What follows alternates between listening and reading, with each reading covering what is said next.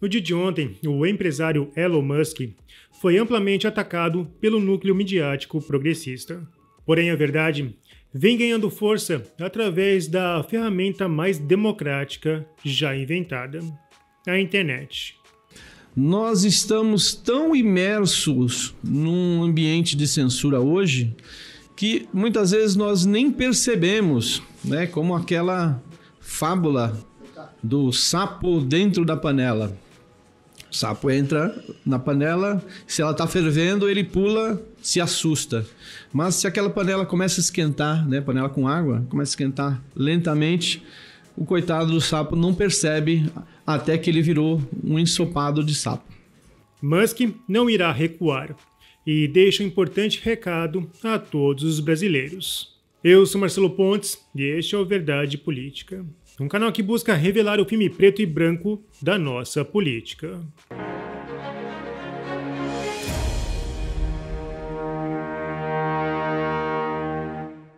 O atual modelo, com muitos elementos fascistas de repressão no Brasil, tem raiz norte-americana. Esse segmento histórico foi um quadro vergonhoso para a nação que, historicamente, foi usada como inspiração para vozes reprimidas mundo afora. Assim como no governo nazista, houve estigmatização. Abusaram das narrativas para dizer que apenas um grupo político da sociedade mentia.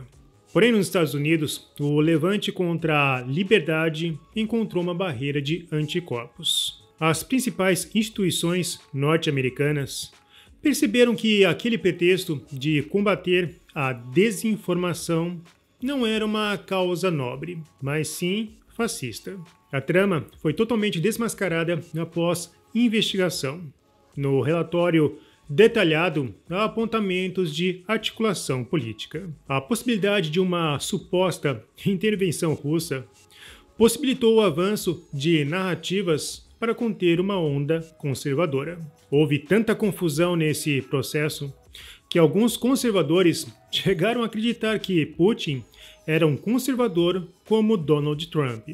No final, dois fatos ficaram claros. O Russiagate foi uma farsa e o posterior ímpeto de censura motivado por essa denúncia foi uma tentativa de golpe político. Esse levante foi o maior tiro no pé da história dos democratas. Tanto o partido quanto as mídias que o apoiaram nessa tremenda loucura tiveram sua reputação manchada. Há muitos jornalistas que estão ignorando esses fatos e persistindo no mesmo erro aqui no Brasil. Renato Souza, assim como outros jornalistas, estão tentando empurrar uma suposta hipocrisia de Elon Musk. A base deste tópico, com muitas replicações midiáticas, vem da jornalista Patrícia Leles, Patrícia Campos, que anos atrás foi desmentida por sua própria fonte na CPI das fake news. Curiosamente, Souza defendeu Glenn Greenwald quando ele divulgou material privado de autoridades brasileiras obtido através de um ato criminoso cometido pelo hacker de Araraquara. Mas agora, ele, assim como boa parte da mídia brasileira, está ignorando todo o material divulgado pela denúncia intitulada Arquivos do Twitter. O jornalista progressista Glenn Greenwald apresentou um quadro inteiro sobre esse assunto. Foram palavras fortes e ignoradas por muitos jornalistas que, no passado, o aplaudiram.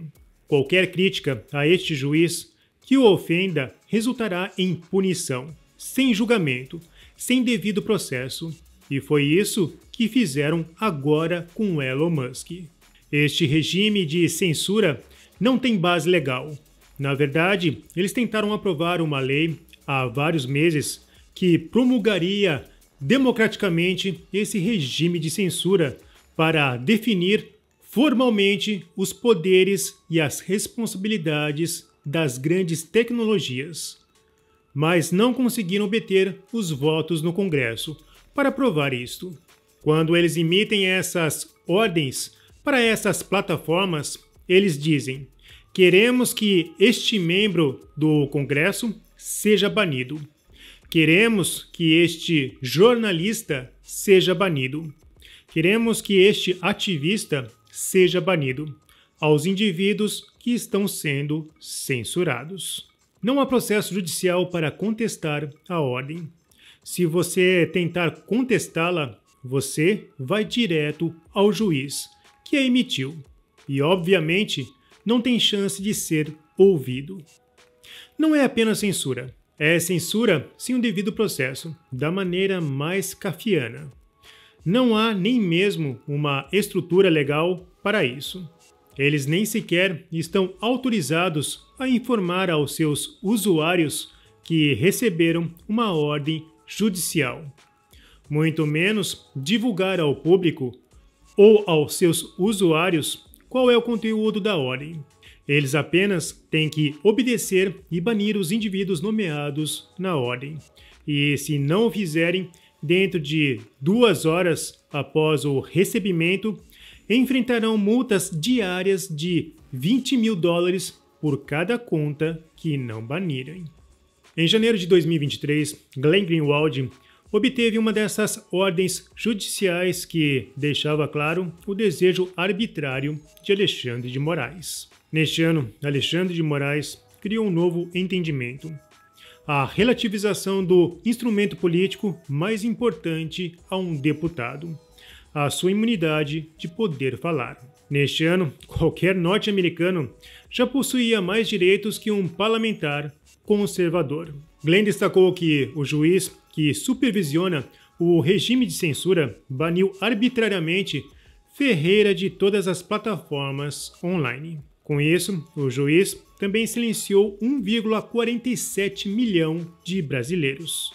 Ele também reforçou que senadores, jornalistas e ativistas que expressam opiniões divergentes ou criticam esta censura são igualmente alvo de censura pelo mesmo juiz. Ele reforçou que muitas plataformas baixaram a cabeça, mas Musk decidiu dar um basta. Nem é preciso dizer que Google, YouTube, Facebook, Instagram e WhatsApp, que é de longe a plataforma de bate-papo mais popular do Brasil, sempre cumpriram humildemente todas as ordens de censura que receberam do Brasil.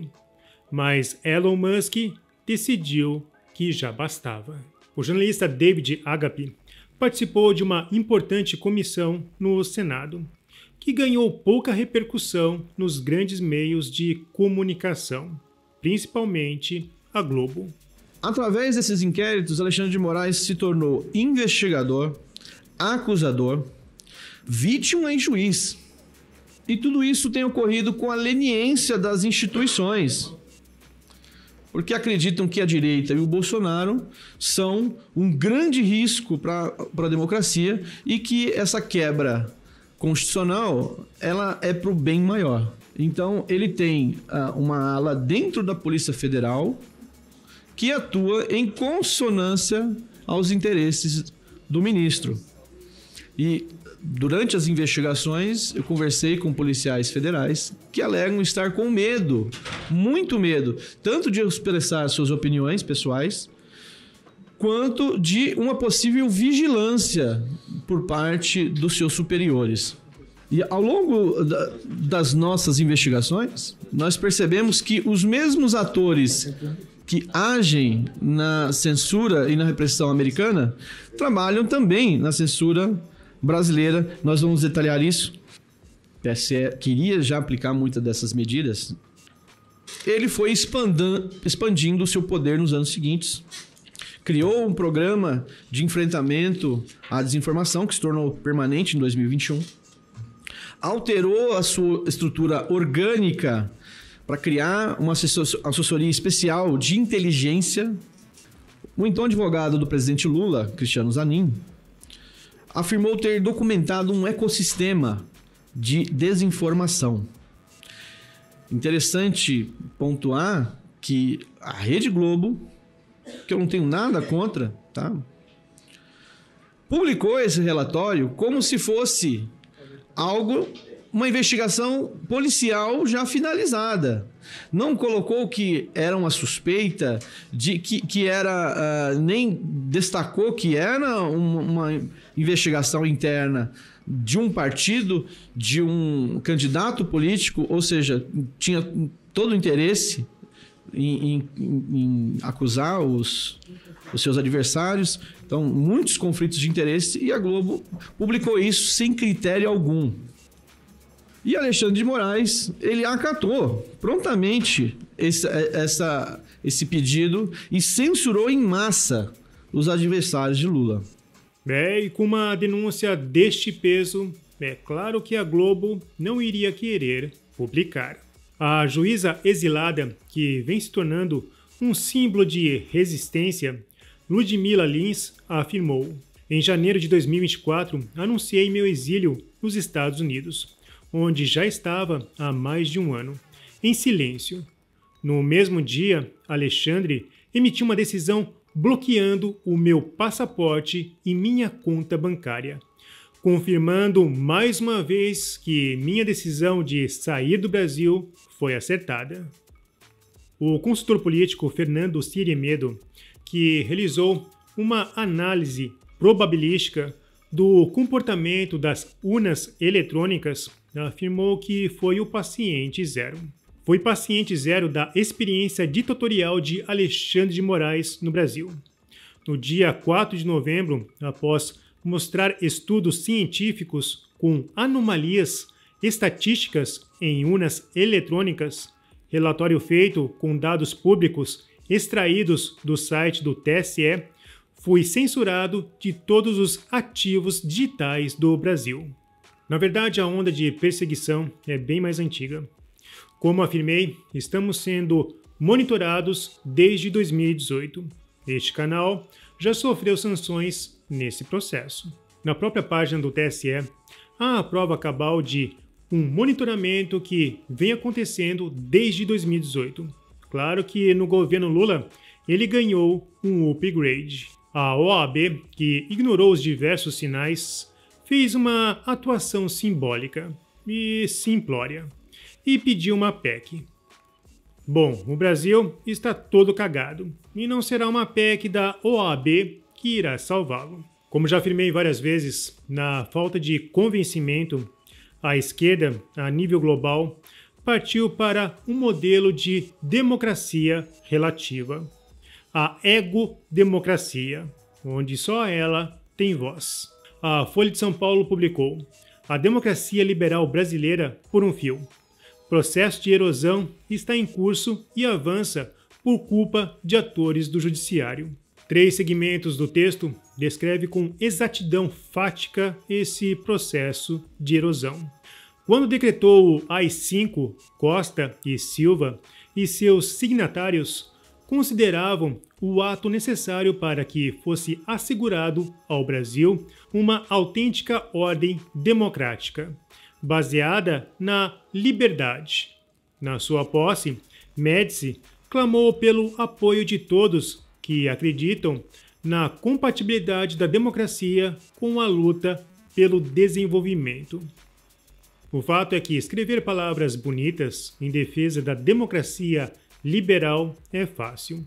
Difícil, demasiadamente difícil, como Ortega y Gasset apontou, é ter a disciplina de praticá-la.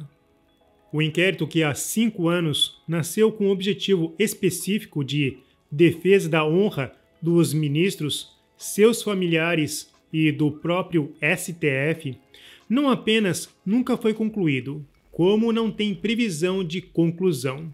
Mantém todos os afetados por medidas cautelares, num limbo jurídico, sem poder apresentar defesa ou ter uma pena definida. Cobra obediência absoluta às suas decisões sigilosas e hoje investiga até mesmo o Elon Musk. Tal inquérito também foi utilizado por Moraes para pautar o debate público brasileiro, ordenando de ofício que o Telegram retratasse sua opinião a respeito de um projeto de lei. Após os vários ataques da mídia, a página de assuntos governamentais globais do X reforçou: acreditamos que o acesso ao X é vital para que o povo do Brasil se envolva em um diálogo aberto e permaneça conectado com informações em nível global.